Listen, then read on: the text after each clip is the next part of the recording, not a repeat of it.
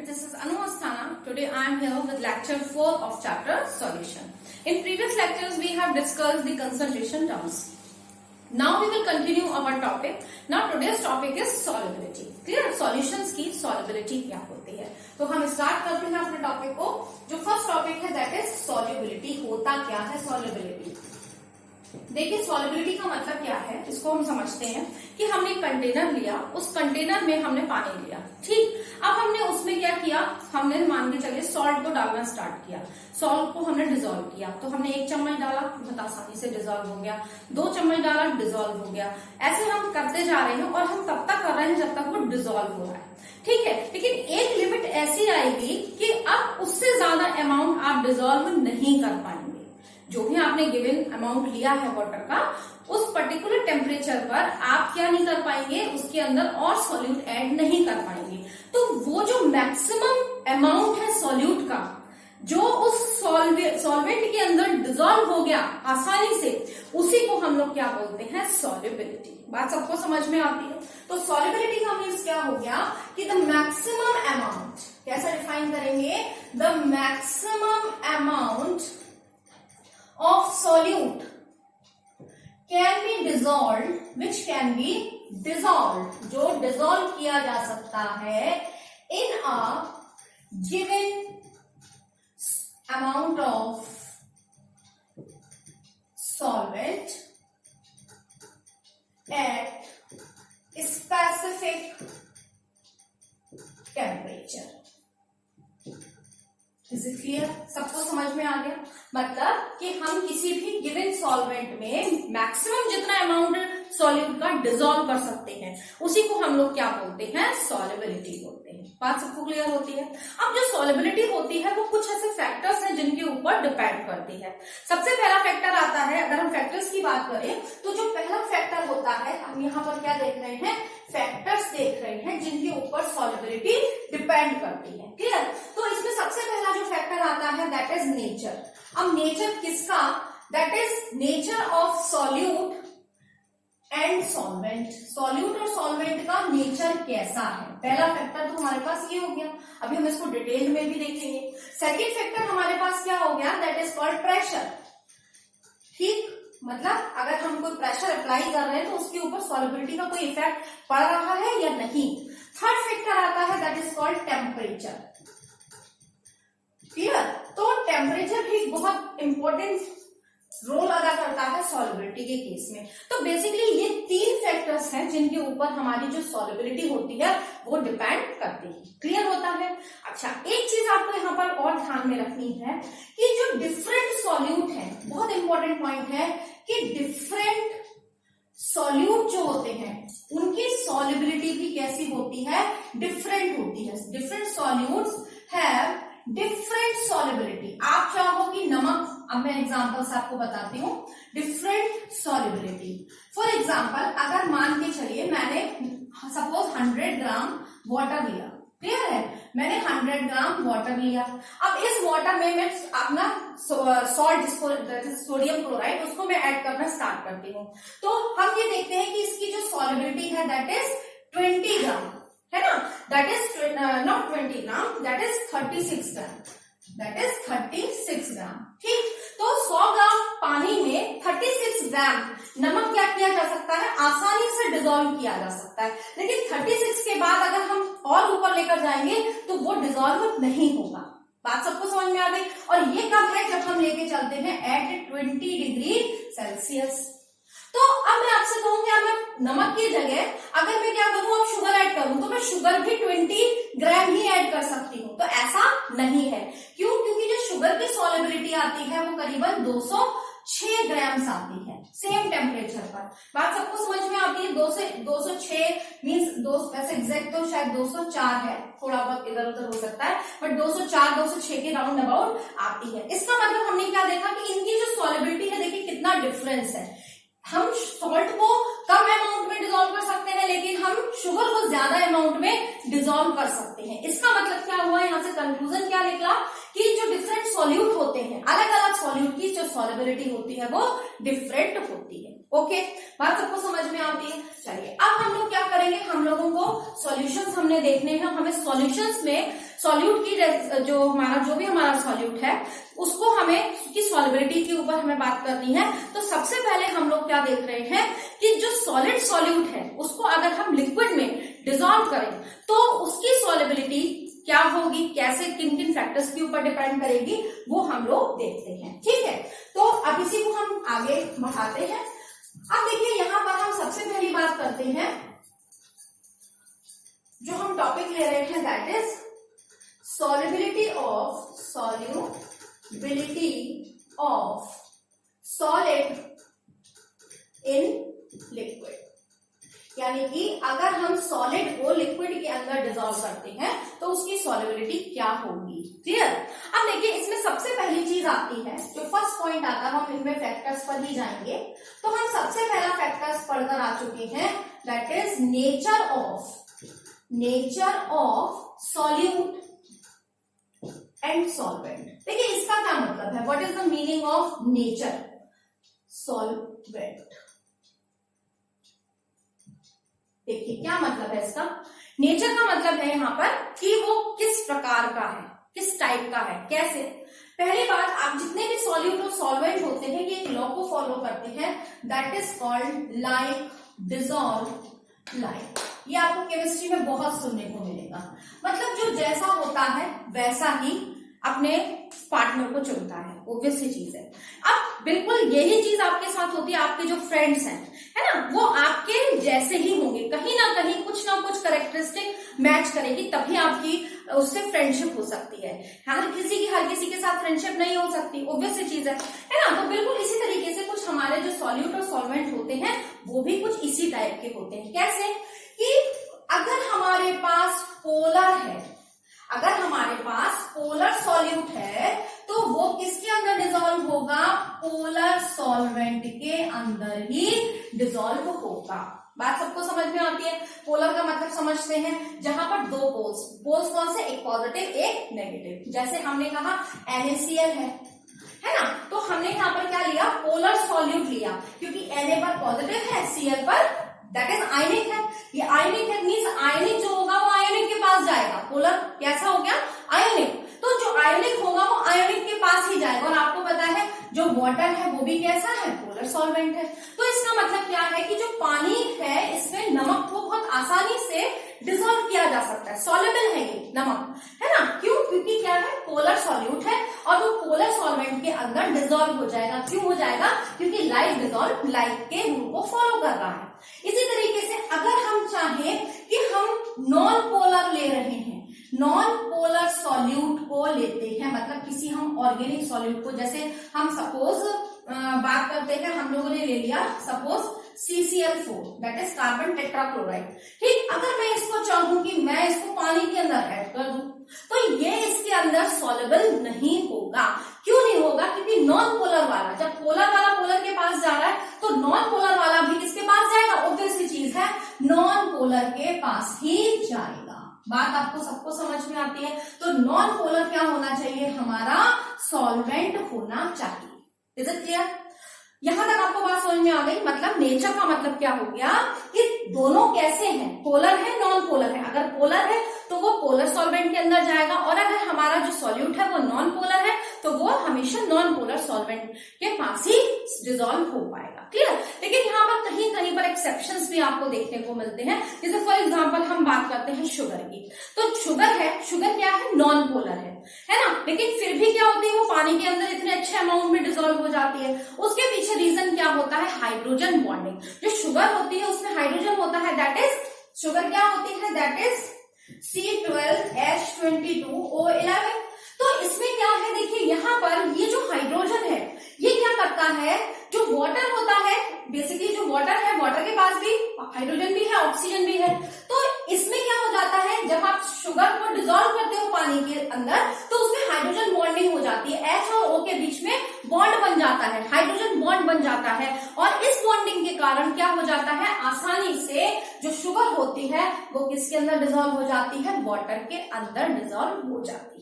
बात सबको समझ में आती है। हाइड्रोजन बॉन्डिंग आप लोग पढ़कर आ चुके हैं 11th क्लास में। क्लियर है। तो वहां पर जो आपने पढ़ा था, तो वहां पर क्या है कि यहाँ पर क्या हो रहा है कि जो आपके पास हाइड्रोजन है है वो बॉन्ड बना देगा किसके साथ, उस ऑक्सीजन के साथ, और बॉन्डिंग होने के कारण ये डिसॉल्व हो जाएगी। यहां तक क्लियर होता है।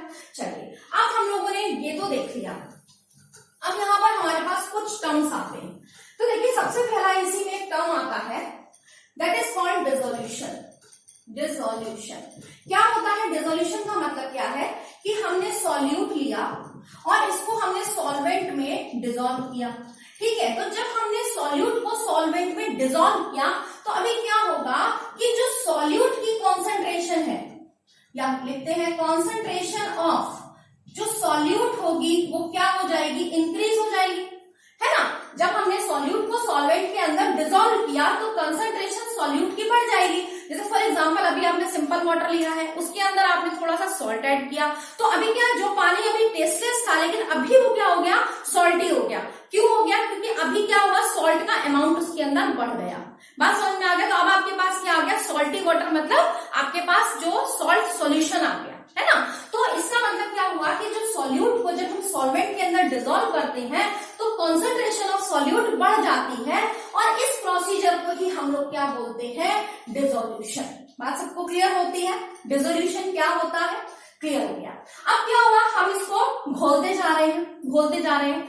तो जब तक हम किसी सॉल्यूट को सॉल्वेंट के अंदर डिसॉल्व कर सकते हैं तो वो जो सॉल्यूशन होता है, यानी कि वो सॉल्यूशन जिसके अंदर हम लोग सॉल्यूट को डिसॉल्व कर सकते हैं, उस सॉल्यूशन को हम लोग बोलते हैं unsaturated solution. That is called unsaturated solution.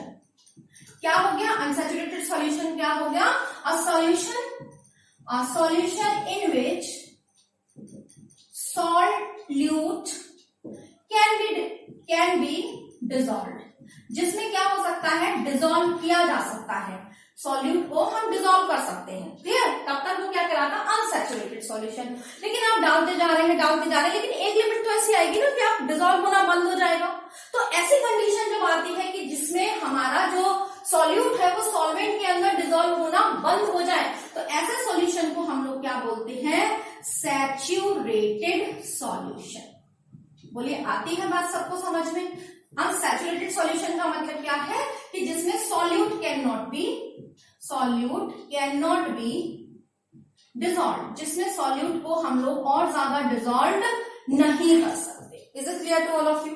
चलिए, अब ये तो हमने पढ़ लिया dissolution, unsaturated solution and saturated solution. अब हम लोग नेक्स्ट देखते हैं that is called crystallisation. What is the meaning of crystallisation?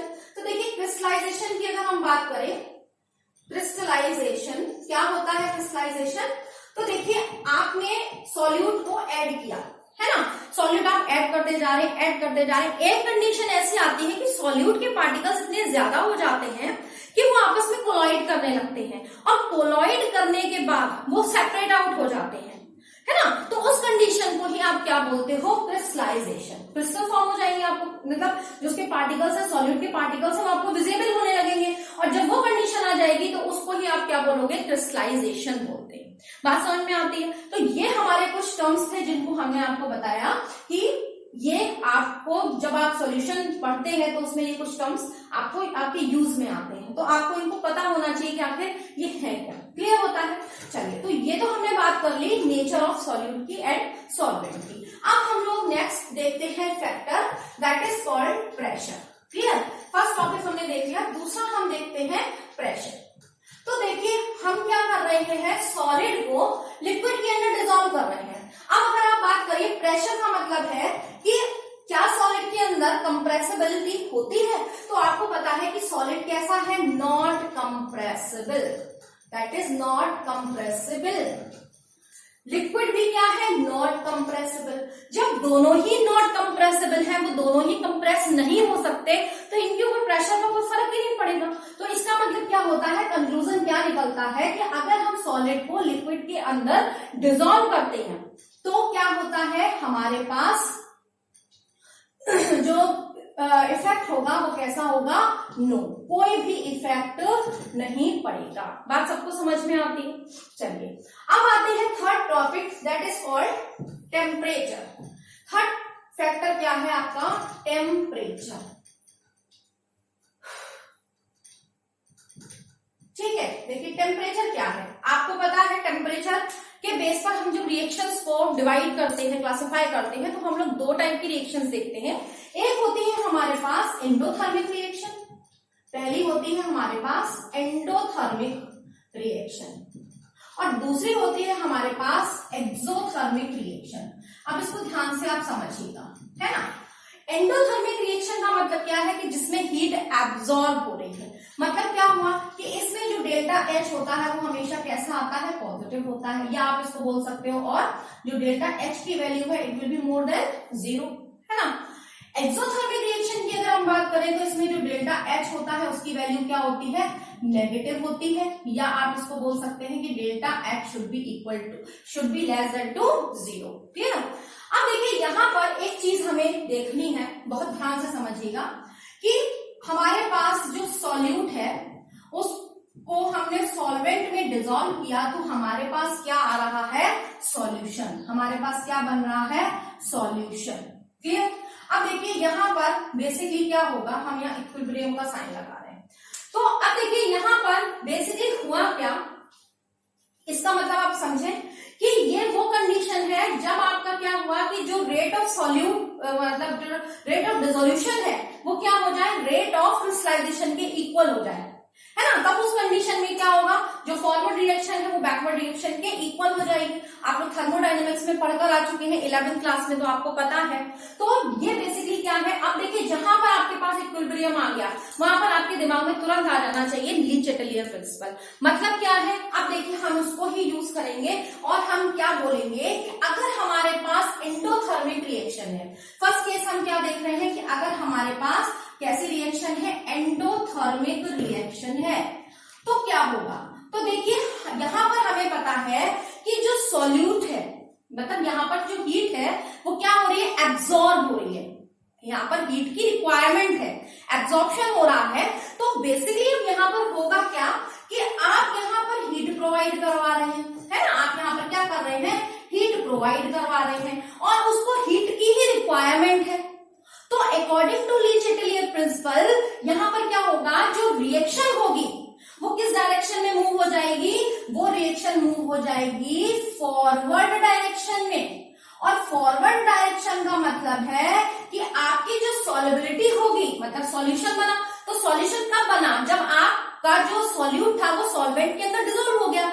मतलब क्या हुआ कि फॉरवर्ड डायरेक्शन का मतलब क्या हो गया कि जो सॉल्युबिलिटी थी वो क्या हो गई, इंक्रीज हो गई। बात सबको समझ में आ गई। इसका मतलब क्या हुआ कि जो एंडोथर्मिक रिएक्शंस होती हैं उनके लिए अगर हम हीट प्रोवाइड करवाते हैं तो क्या होगा, जो टेम्परेचर बढ़ाने पर, मतलब टेम्परेचर बढ़ाने पर सॉल्युबिलिटी भी क्या हो जाती है, बढ़ जाती है।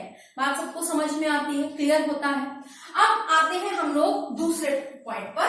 अगर हमारी जो रिएक्शन है वो कैसी है, एक्सोथर्मिक। दूसरा हम देखते हैं केस, अगर हमारी रिएक्शन कैसी है, एक्सोथर्मिक रिएक्शन है, तो क्या होगा। तो देखिए एक्सोथर्मिक रिएक्शन का मतलब क्या हुआ कि यहाँ पर हीट जो होगी वो रिलीज होगी, है ना। प्रोडक्ट साइड में हीट क्या होगी, रिलीज होगी। तो अब यहाँ पर क्या होगा कि आप देखिए, यहाँ पर हम इसको रख कर देते हैं। आपने यहाँ पर हीट को सप्लाई किया, ऑलरेडी हीट क्या थी, रिलीज हो रही थी। अब आप यहाँ पर उसको और दे रहे हो हीट, बात समझ रहे हैं। तो अब क्या हो जाएगा कि यहाँ पर ऑब्वियसली चीजें नेगेटिव इफेक्ट पड़ेगा, है ना। ऑलरेडी यहाँ से रिलीज हो रही थी उसके पास, अब आप और उसको दे रहे हो, स्वाहा कर दे रहे हो उसमें, है ना। जैसे कहते हैं ना आग में और घी डाल दे रहे हो, तो बिल्कुल वही चीज हो रही है यहाँ पर। तो इस कंडीशन में क्या होगा कि अगर आप उसको हीट प्रोवाइड करवा दोगे, यानी से अगर टेम्परेचर बढ़ा दोगे, तो इसका मतलब अब आपकी जो रिएक्शन होगी वो कैसी हो जाएगी, नेगेटिव इफेक्ट डालेगी। अगर हम ली चैटेलियर को यूज करें तो यहाँ पर क्या होगा, नेगेटिव इफेक्ट का मतलब क्या है कि आपकी जो रिएक्शन होगी वो किस डायरेक्शन में जाएगी, बैकवर्ड डायरेक्शन में जाएगी। और जब बैकवर्ड डायरेक्शन में जाएगी तो इसका मतलब क्या होगा कि आपकी जो सॉल्युबिलिटी होगी वो क्या हो जाएगी, डिक्रीज हो जाएगी। बात सबको समझ में आती है। तो ये आपके पॉइंट्स हैं जो आपको अपने माइंड में रखने हैं कि अगर हमारी एंडोथर्मिक रिएक्शन है तो हमको क्या करना है, टेम्परेचर बढ़ाने पर हमारा क्या हो जाएगा, यहां से रिजल्ट क्या आ गया कि for endothermic reaction temperature increase करने पर जो सॉल्युबिलिटी होती है वो क्या हो जाती है, वो इंक्रीज हो जाती है। बट एक्सोथर्मिक रिएक्शन में अगर टेम्परेचर इंक्रीज करेंगे तो जो सॉल्युबिलिटी होगी वो क्या हो जाती है, डिक्रीज हो जाती है। बात सबको समझ में आती है। तो आपको ये टॉपिक जो था, हमने गैस की जो सॉल्युबिलिटी थी लिक्विड में, सॉलिड की जो सॉल्युबिलिटी थी लिक्विड में, उसके ऊपर हमने बात की और यहां तक आई थिंक आपको समझ में आया होगा।